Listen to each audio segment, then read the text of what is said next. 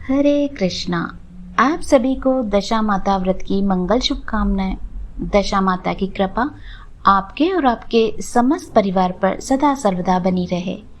चैत्र मास के कृष्ण पक्ष की दशमी तिथि के दिन यह व्रत धारण करते हैं।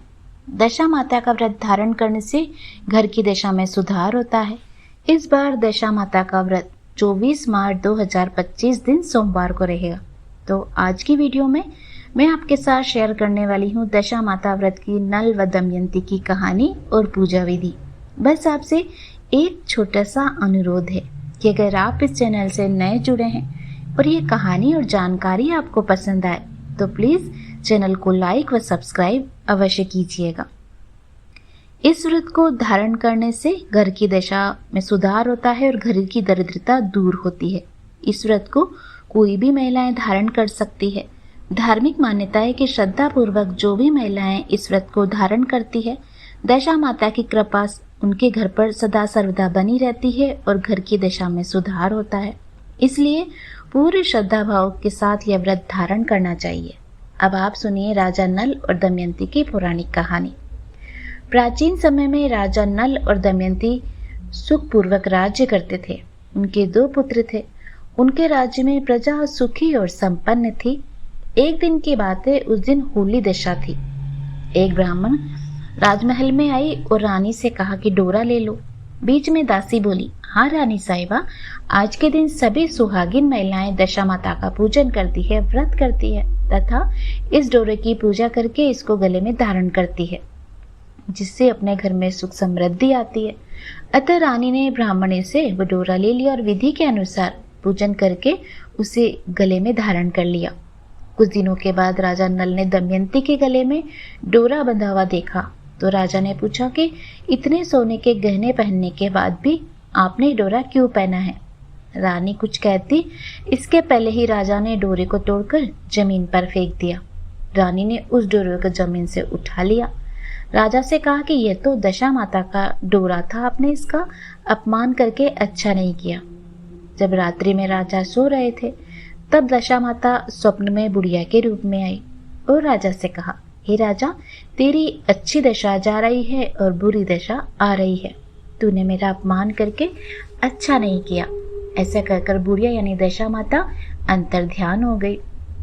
जैसे जैसे दिन बीतते गए वैसे वैसे कुछ दिनों में राजा के ठाट बाट, हाथी घोड़े, लाव लश्कर, धन धान्य, सुख शांति सब कुछ नष्ट होने लगे। अब तो भूखे मरने का समय आ गया। एक दिन राजा ने दमयंती से कहा कि तुम अपने दोनों बच्चों को लेकर अपने मायके चली जाओ। तब रानी ने कहा कि मैं आपको छोड़कर कहीं नहीं जाऊंगी। जिस प्रकार आप रहेंगे उसी प्रकार मैं भी आपके साथ रहूंगी। तब राजा ने कहा, अपने देश को छोड़कर दूसरे देश में चलें, वहां जो भी काम मिल जाएगा वही काम कर लेंगे। इस प्रकार राजा नल और दमयंती अपने देश को छोड़कर चल दिए। चलते चलते रास्ते में भील राजा का महल दिखाई दिया। वहां राजा ने अपने दोनों बच्चों को अमानत के तौर पर छोड़ दिया। आगे चले तो रास्ते में राजा के मित्र का गांव आया। राजा ने रानी से कहा, चलो हमारे मित्र के घर चलें। मित्र के घर पहुंचने पर उनका खूब आदर सत्कार हुआ और पकवान मिष्ठान बनाकर उनको भोजन कराया। मित्र ने अपने शयन कक्ष में उन्हें सुला दिया। उसी कमरे में मोर की आकृति की खूंटी पर मित्र की पत्नी का हीरो जड़ा कीमती हार भी टंगा हुआ था। मध्य रात्रि में नींद खुली तो रानी ने देखा कि वह बेजान खूंटी हार को निगल रही है। यह देखकर रानी ने तुरंत राजा को जगाकर दिखाया। दोनों ने विचार किया, अतः सुबह होने पर मित्र के पूछने पर क्या जवाब देंगे, अतः यहाँ से इसी समय चले जाना चाहिए। राजा रानी दोनों रात्रि को वहां से चल दिए। सुबह होने पर मित्र की पत्नी ने खूंटी पर अपना हार देखा तो वहां हार नहीं था। तब उसने अपने पति से कहा कि तुम्हारे मित्र कैसे थे जो मेरा हार चुराकर रात्रि में ही भाग गए। मित्र ने अपनी पत्नी को समझाया कि मेरा मित्र कदापि ऐसा नहीं कर सकता, तुम धीरज धारण करो, कृपया उसे चोर ना कहो। आगे चलने पर राजा नल की बहन का गांव आया। राजा ने बहन के घर खबर पहुंचाई कि तुम्हारे भाई और भौजाई आए हैं। खबर देने वाले से बहन ने पूछा कि उनके हालचाल कैसे हैं। वह बोला, दोनों अकेले हैं, पैदल आए हैं और दुखी हाल में दिख रहे हैं। इतनी बात सुनकर बहन थाली में कांदा रोटी रखकर भैया भाभी से मिलने आई। राजा ने तो अपने हिस्से का खा लिया, परंतु रानी ने उसे जमीन में ही गाड़ दिया। चलते चलते एक नदी मिली। राजा ने नदी में से मछलियों को निकालकर रानी से कहा कि तुम इन मछलियों को भूनो, मैं गांव में से परोसा लेकर आता हूँ। गांव का नगर सेठ सभी लोगों को भोजन करा रहा था। राजा गांव में गया, परोसा लेकर वहां से चला तो रास्ते में चील ने झपट्टा मारा तो सारा भोजन नीचे गिर गया। राजा ने सोचा कि रानी विचार करेगी कि राजा ने भोजन करके स्वयं उसको खत्म कर दिया और मेरे लिए कुछ नहीं लाए।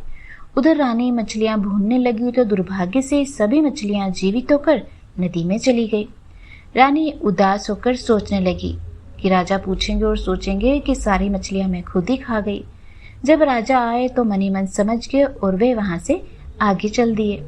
चलते चलते रानी के मायके का गांव आया। तब राजा ने कहा कि तुम अपने मायके चली जाओ, वहां दासी का कोई भी काम कर लेना और मैं इसी गांव में कहीं नौकर बनकर काम कर लूंगा। इस प्रकार रानी महल में दासी का काम करने लगी। राजा तेली के खाने का काम करने लगा। दोनों को काम करते करते अब बहुत दिन हो गए। जब होली दशा का दिन आया तब सभी रानियों ने सिर धोकर स्नान किया और दासी ने भी स्नान किया। दासी ने रानियों का सिर गूंथा तो राजमाता ने कहा कि मैं भी तेरा सिर गूंथ दूं। ऐसा कहकर राजमाता जब दासी का सिर गूंथ रही थी तब उन्होंने दासी के सिर में पद्म देखा। यह देखकर राजमाता की आंखें भर आई और उनकी आंख से आंसू की कुछ बूंदें गिरी। आंसू जब दासी की पीठ पर गिरा तो दासी ने पूछा कि आप क्यों रो रही हैं। तब राजमाता ने कहा कि तेरे जैसी मेरी भी बेटी है, उसके सिर में भी ऐसा ही निशान है जैसा तेरे सर पर है। यह देखकर मुझे उसकी याद आ गई। तब दासी ने कहा कि मैं तो आपकी बेटी हूँ। दशा माता के कोप से मेरे बुरे दिन चल रहे थे, इसलिए मैं यहाँ चली आई। माता ने कहा, बेटी तूने यह बात हमसे क्यों छिपाई? तब दासी ने कहा, माँ सब कुछ बता देती तो मेरे बुरे दिन कैसे कटते। आज मैं दशा माता का व्रत करूंगी और उनसे अपनी गलती की क्षमा प्रार्थना करूंगी। अब तो राजमाता ने बेटी से पूछा कि हमारे जमाई राजा कहाँ हैं। बेटी बोली कि वे इसी गांव में किसी तेली के घर पर काम कर रहे हैं। अब गांव में उनकी खोज कराई गई, उन्हें महल में लेकर आए। जमाई राजा को स्नान कराकर नए वस्त्र धारण करवाए, पकवान बनाकर उन्हें भोजन करवाया गया। अब दशा माता के आशीर्वाद से राजा नल और दमयंती के अच्छे दिन लौट आए। कुछ दिन वहीं बिताने के बाद अपने राज्य को जाने को कहा। दमयंती के पिता ने उन्हें खूब सारा धन, लाव लश्कर, हाथी घोड़े देकर उन्हें विदा किया। रास्ते में वही जगह आई जहां रानी ने मछलियों को भुना था। राजा के हाथ से चील के झपट्टे मारने से जो भोजन गिरा था। तब राजा ने कहा, तुमने सोचा होगा कि मैंने अकेले ही भोजन कर लिया, परंतु चील ने झपट्टा मारकर उसे गिरा दिया था। अब रानी ने कहा, आपने सोचा होगा कि मैंने मछलियां भूनकर अकेले ही खा ली, परंतु वे तो जीवित होकर नदी में चली गई थी। चलते चलते अब राजा की बहन का गांव आया। तब राजा ने बहन के यहाँ फिर खबर भेजी। खबर देने वाले से उसकी बहन ने उनके हालचाल पूछे तो उसने बताया कि वह बहुत अच्छी दशा में है, उनके साथ हाथी घोड़े लाव लश्कर हैं। यह सुनकर राजा की बहन मोतियों का थाल सजाकर लाई। तभी दमयंती ने धरती माता से प्रार्थना की और कहा कि आज मेरी अमानत मुझे वापस दे दो। ये कहकर उस जगह को खोदा जहां कांदा और रोटी उसने गाड़ी थी। खोदने पर रोटी तो सोने की और कांदा चांदी का हो गया था। ये दोनों चीजें बहन की थाली में डाल दी और वे आगे चलने की तैयारी करने लगे। वहां से चलकर राजा अपने मित्र के घर पहुंचा। मित्र ने उनका महल पहले के समान महल में खूब आदर सत्कार किया और उनका सम्मान किया। रात्रि विश्राम के लिए उन्हें उसी शयन कक्ष में सुलाया। मोरनी वाली खूंटी के हार निगल जाने की बात से उन्हें नींद नहीं आई। आधी रात के समय वही मोरनी वाली खूंटी हार उगलने लगी तो राजा ने अपने मित्र को और रानी ने मित्र की पत्नी को जगाकर दिखाया कि आपका हार तो इसने निगल लिया था, आपने सोचा होगा कि हार हमने चुराया है। दूसरे दिन प्रातःकाल नित्य कर्म से निपटकर वहां से वे चल दिए। वे भील राजा के यहाँ पहुंचे और उन्होंने अपने पुत्र को मांगा तो भील राजा ने उन्हें देने से मना कर दिया, परंतु गांव वालों ने उन बच्चे को वापस दिलवाया। नल दमयंती अपने बच्चों को लेकर अपनी राजधानी के निकट पहुंचे तो नगरवासियों ने लाव लश्कर के साथ उन्हें आते हुए देखा। सभी ने बहुत प्रसन्न होकर उनका स्वागत किया तथा गाजे बाजे के साथ उन्हें महल में पहुंचाया। राजा का पहले जैसा ठाट बाट हो गया। राजा नल दमयंती पर दशा माता ने पहले कोप किया, ऐसा किसी पर मत करना, और बाद में जैसी कृपा बनी वैसी सब पर कृपा दृष्टि बनाए रखना। अब आप सुनिए दशा माता के दिन क्या करते हैं। इस दिन प्रातःकाल जल्दी उठकर साफ व स्वच्छ वस्त्र धारण करते हैं। दशा माता की पूजा में एक डोरा लेते हैं जिसमें 10 तार होते हैं, उसमें 10 गिठानें लगी होती है। इस डोरे को लेकर पीपल के वृक्ष के नीचे पूजा करते हैं।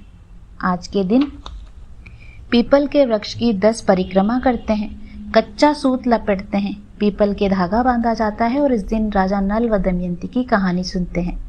पूजा करने के बाद अपने घर में हल्दी और कुमकुम का छापा लगाते हैं।